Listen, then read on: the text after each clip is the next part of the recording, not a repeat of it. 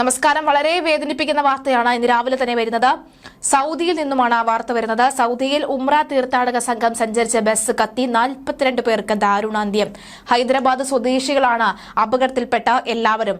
Tanker ലോറിയുമായി കൂട്ടിയിടിച്ചതിന് പിന്നാലെ ബസ്സിന് തീപിടിക്കുകയായിരുന്നു. 20 സ്ത്രീകളും 11 കുട്ടികളും മരിച്ചവരിൽ ഉൾപ്പെടും. 43 പേരായിരുന്നു ബസ്സിൽ ഉണ്ടായിരുന്നത്. ഇന്ത്യൻ സമയം പുലർച്ചെ 1:30 സംഭവം. ബദറിനും മദീനയ്ക്കുമിടയിലുള്ള മുഫർഹാത്ത് എന്ന സ്ഥലത്തു വെച്ചായിരുന്നു അപകടം.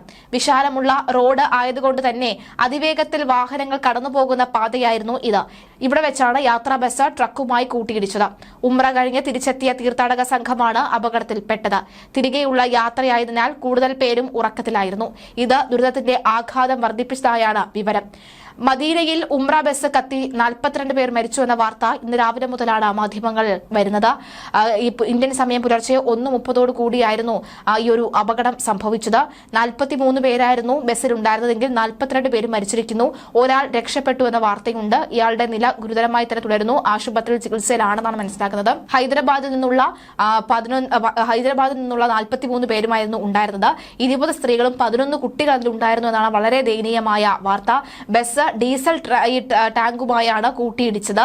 ഇതോടുകൂടി തൽക്ഷണം തന്നെ തീപിടിക്കുകയായിരുന്നു. അപകടത്തിൽ ഒരാൾ അത്ഭുതകരമായി രക്ഷപ്പെട്ടു. രക്ഷപ്പെട്ടയാളെ ആശുപത്രിയിലേക്ക് മാറ്റിയിട്ടുണ്ട്. സൗദി സമയം രാത്രി 11 മണിയോടെയും ഇന്ത്യൻ സമയം പുലർച്ചെ 1:30 അപകടം.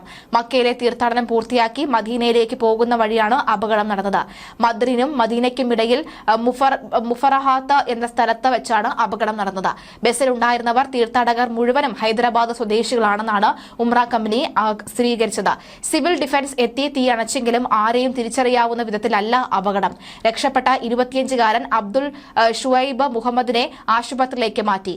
തീർത്ഥാടകരുടെ വിസയും യാത്രയും ക്രമീകരിച്ച ഏജൻസികൾ മന്ത്രാലയവുമായി ഏകോപനം നടത്തി നടപടികൾ പൂർത്തിയാക്കി. ഉടൻ തന്നെ ഇവരുടെ മൃതശരീരങ്ങൾ നാട്ടിലേക്ക് എത്തിക്കുമെന്ന് മനസ്സിലാകുന്നു. പക്ഷേ അപ്പോഴും അതിന് നിരവധി കടമ്പകൾ കടക്കാനുണ്ട്. കാരണം ആരൊക്കെയാണ് എന്ന് പോലും അറിയാൻ കഴിയാത്ത നിലയിൽ ആയിപ്പോയി ശരീരം എമ്പാടും. എന്തായാലും ഒരാൾ 25 വയസ്സുകാരനായ ഒരാൾ മാത്രം അത്ഭുതകരമായി രക്ഷപ്പെട്ടതിന്റെ ഞെട്ടലിലാണ് അയാൾ. ഇതുവരെയും സാധാരണ സ്വബോധം വീണ്ടെടുക്കാൻ കഴിഞ്ഞിട്ടില്ല എന്നാണ് വ്യക്തമാകുന്നത്.